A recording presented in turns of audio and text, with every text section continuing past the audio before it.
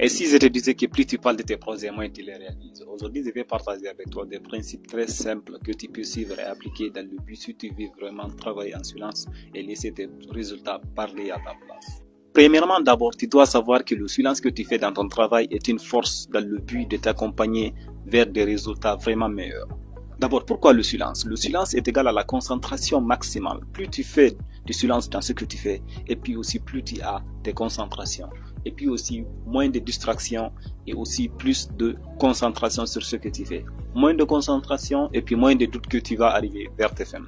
Tu dois croire que ce que tu fais, tu n'as rien à prouver à qui que ce soit. Tout ce que tu as envie de faire, c'est de devenir la meilleure version de toi-même. La personne que tu étais hier, tu dois devenir la meilleure version de cette personne. Tu dois te comparer la personne dont tu étais hier à la personne dont tu es aujourd'hui vers la personne dont tu as envie d'être demain. Deuxièmement, tu préfères parler ou agir vers la réalisation de tes objectifs ou tes rêves, ce que tu as envie d'atteindre. Il y en a aussi aujourd'hui des gens, ils préfèrent beaucoup parler que d'agir. Maintenant, ce que vous devez faire, vous devez rester focalisé sur ce que vous devez faire et laisser le succès faire du bruit pour vous. Imagine, tu essaies de me dire que tu as envie de réaliser cela et puis toi-même tu parles, tu n'es pas convaincu que tu vas y arriver. C'est à moi que tu vas convaincre, non? N'est-ce pas? Donc il faut te focaliser sur ce que tu veux faire et aussi laisser le travail faire du bruit pour toi. C'est comme un exemple.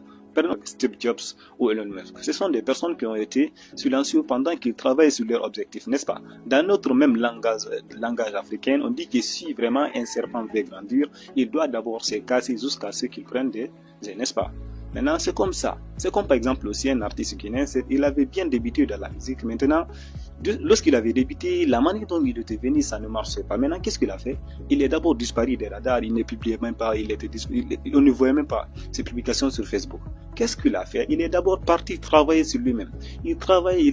Maintenant, lorsqu'il est venu, aujourd'hui, je crois qu'il est le meilleur chanteur écouté en Guinée aujourd'hui. Parce que imagine quelqu'un qui fait des millions de vues en seulement 24 heures. Je crois que ça, c'est pas petit, n'est-ce pas? Donc, ce qui prouve vraiment que le travail qu'il a fait en silence, c'est ce qui résulte aujourd'hui. Donc, c'est comme ça que tu dois faire.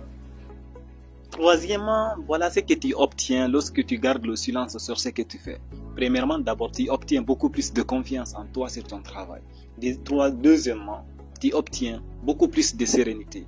Troisièmement, tu obtiens beaucoup plus de force intérieure. Il y en a plein de choses qu'on ne peut même pas citer. Par exemple, lorsque j'étais en terminale, lorsque j'étais avec des camarades, parfois je leur posais des questions. Si tu obtiens le bac, qu'est-ce que tu vas devenir après? Ils répondaient disant qu'il faut d'abord qu'ils obtiennent le bac avant de décider. Et puis ils me rétorquaient la question. Ils disent, toi aussi, si tu obtiens le bac, qu'est-ce que tu vas faire? Je disais, moi si j'obtiens le bac, je vais faire ceci, je vais faire cela. Même si je ne suis pas ça aujourd'hui,